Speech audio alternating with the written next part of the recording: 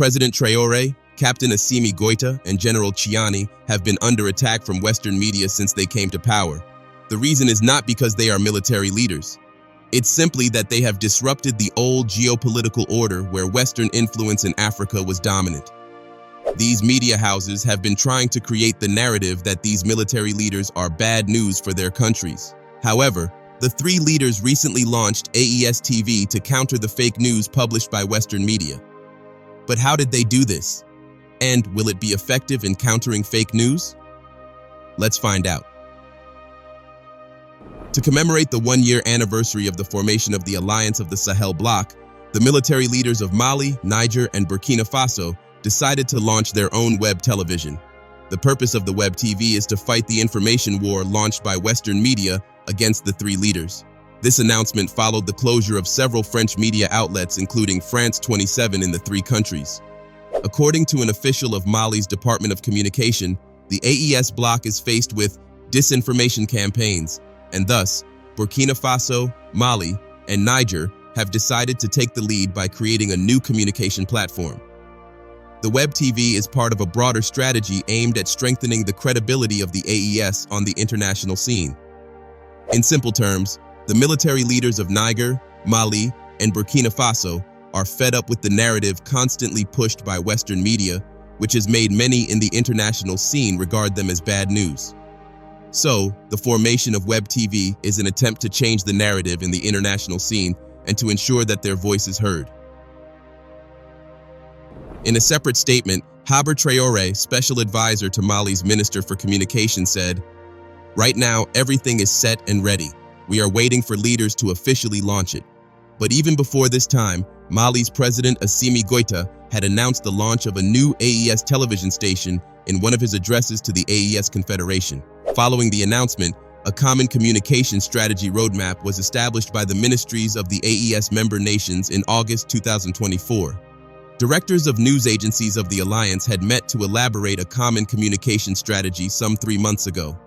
The interesting thing is that on December 28, 2024, the Burkinabe Minister of Communication, Arts, Culture and Tourism, Gilbert Pingwende Ouedraogo, arrived in Bamako to participate in the official launch of the web TV of the Confederation of Sahel States.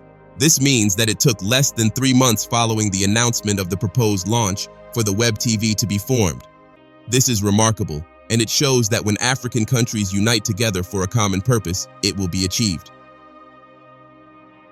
According to the reports, the Burkinabe Minister of Communication, Mr. Ouedraogo, and his counterparts from Niger and Mali will give the starting signal for this digital television, which is responsible for transmitting reliable and instantaneous information as well as awareness-raising messages. The ministers responsible for AES communication will also adopt the Confederation's graphic charter and the terms of reference for the AES's future TV and radio stations. The launch of the AES digital platform was preceded by the work of a workshop. It was opened by the Minister of Communication, Digital Economy, and Modernization of the Administration, Alhamdou Ag Ilien, with at his side the Director General of Radio Diffusion, Télévision du Burkina, RTB, Ateridar Galip Somé, and Saidou Daoura, Technical Advisor to the President of the National Council of Public Safety, CNSP, of Niger. Following the workshop, the public media of the AES countries signed a memorandum of understanding to strengthen partnership and collaboration in the audiovisual field. Further reports of the launch revealed that the document on the creation of the AES TV and radio channels that the experts have finalized will be presented to the ministers in charge of AES communication. 3 drafts of the AES graphic charter will be submitted to them to retain a proposal for the heads of state. Again, this is remarkable. The launch of the AES Web TV has demonstrated its unwavering commitment to reclaiming the narrative of the Sahel and establishing a united front against external misinformation by Western media. Before we proceed, here is a reminder to like this video, drop a comment, and subscribe to our channel so that you can have access to more videos on African geopolitics.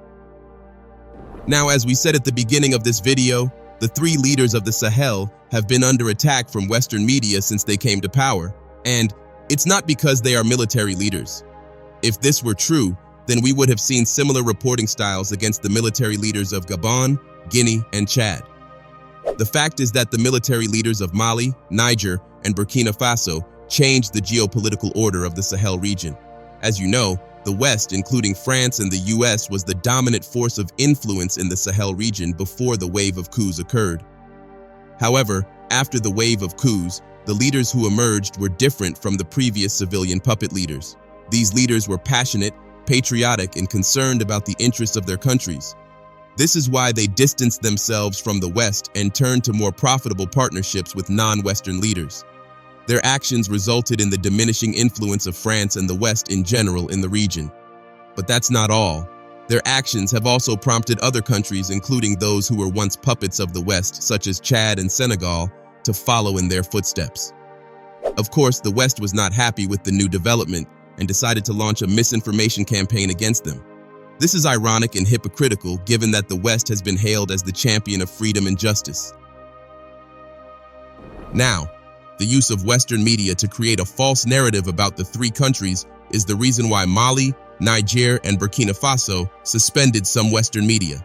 In 2022, the High Authority of Communication in Mali permanently suspended the broadcasts of France 24 television and RFI radio. LCI, another French television channel, was suspended for 2 months on July 27, 2024. And, in September 2024, Mali suspended another French TV channel for violations of media regulation. In Burkina Faso, President Ibrahim Traore announced in October 2024 that the media house, Voice of America, funded by the US, has been suspended from airing its content in Burkina Faso. It was the latest move taken by President Traore against the narrative published by the West regarding not just Burkina Faso, but also Mali and Niger.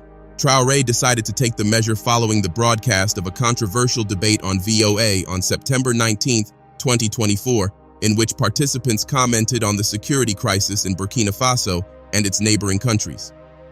On this issue, the Supreme Communications Council accused VOA of undermining the morale of Burkina Faso and Malian soldiers. The council particularly objected to describing the recent attacks in Bamako as courageous, adding that VOA's reporting on security operations was unfairly critical. For this reason, the CSC announced that all synchronizations of national and international media will be suspended until further notice. The CSC also added that during the suspension, local media outlets will not be able to use or rely on international news sources. Now, if we analyze the CSC statement in detail, we see that the Burkina Faso government has every right to stop them. According to CSC, the program participants described the deadly attacks that took place in Mali as brave. Simply put, these people described the actions of JNIM, who launched an attack on the capital, Bamako, as brave. How does this even make sense? The rebel group JNIM carried out a deadly attack that left many dead and many injured. But the VOA had the courage to discuss the act, calling it brave rather than condemning it. Isn't this complicity in terrorism? Think about it. These people live comfortably in the United States without fear of terrorist attacks. Unless you live in Burkina Faso or another country in Africa, you can't really know the situation. But they always seem to have an opinion about the insecurity in these countries and how they think things should be. This is the typical Western complex of superiority and paternalism at work. Imagine saying that JNIM's actions were courageous. How do you think the soldiers and citizens of Burkina Faso who are listening to this broadcast will feel? For this reason, the CSC accused the VOA of undermining the morale of the Burkina Faso and Mali armies, which is true. Interestingly, it's also for this reason that President Traore, together with the authorities of Niger and Mali, launched an investigation against French journalist Wassime Nasser, accusing him of being an apologist for terrorism after analyzing the jihadist attacks that have taken place in these countries. It was the same attack in Mali that VOA analyzed, and that French journalist Wassime also analyzed.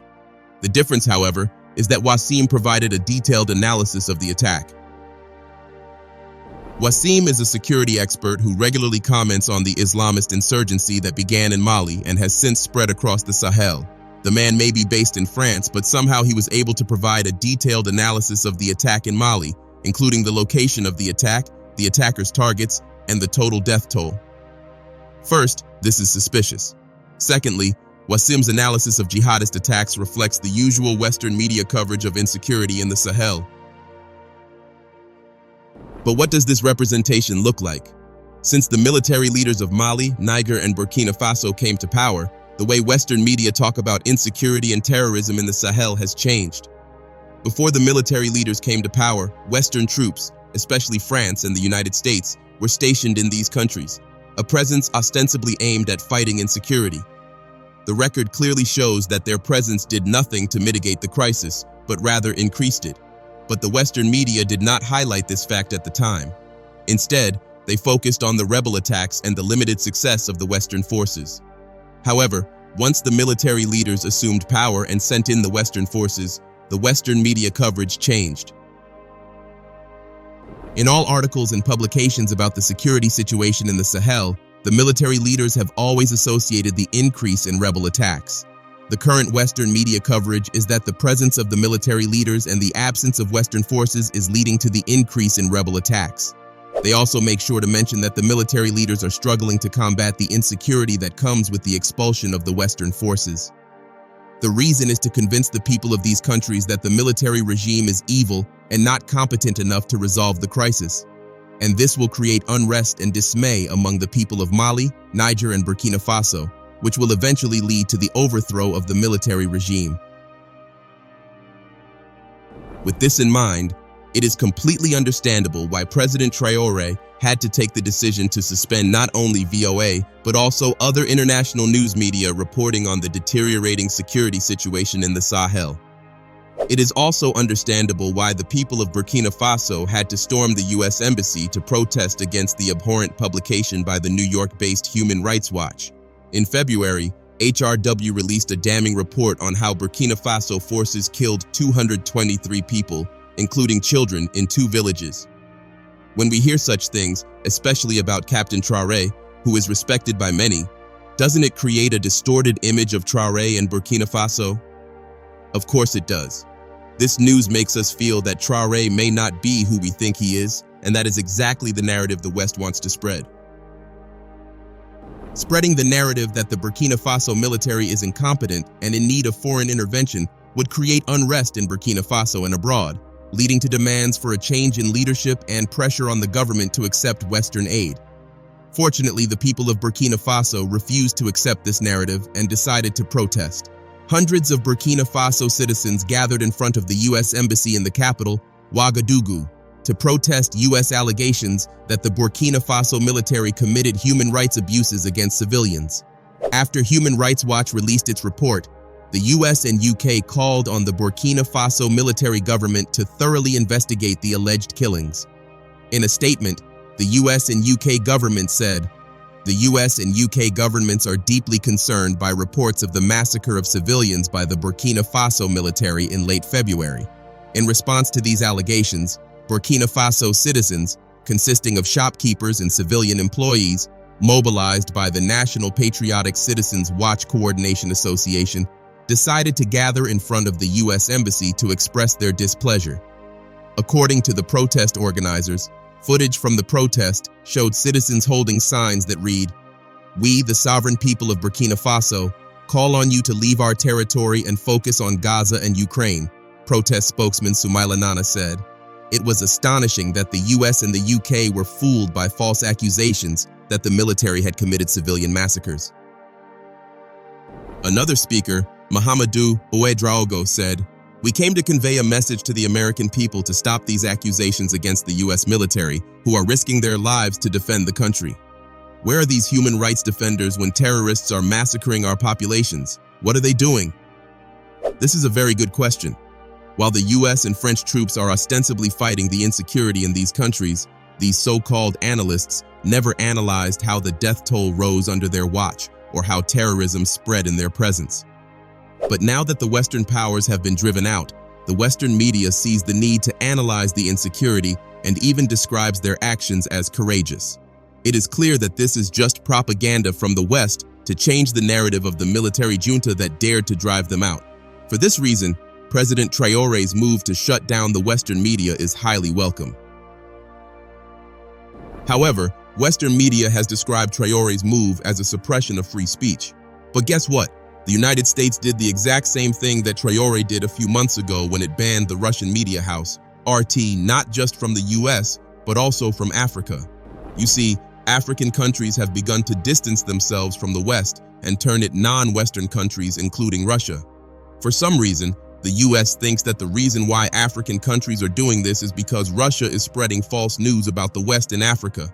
So, to counter this news, the US decided to ban RT not just from the US, but also from Africa. But that's not all. The US also banned some African media outlets that it felt were spreading disinformation campaigns. Is this not the exact thing that the military leaders of Burkina Faso, Mali, and Niger did in their countries by banning Western media from spreading false information? Well, while Western media termed the actions of the three leaders suppression of free speech, that of the US was hailed as promoting the right narrative. How hypocritical. But that's not all. The actions of the US are even worse because the US actually committed the crime of suppressing free speech. Think about it. The US government has every right to ban RT and other African media outlets from the US because it's their country. But the US went ahead to ban RT from the African continent without consulting Africa. Who gave them the authority? Africa is a sovereign continent, so why would the US leave its territory and make a decision to ban RT from Africa? How does that even make sense? Doesn't that count as suppression of free speech? Yet, Western media did not condemn the move, and it simply tells us that the Western media is biased and influenced by Western governments. The actions of the US and Western media also confirm what we already know. The West is the biggest abuser of human rights and freedom.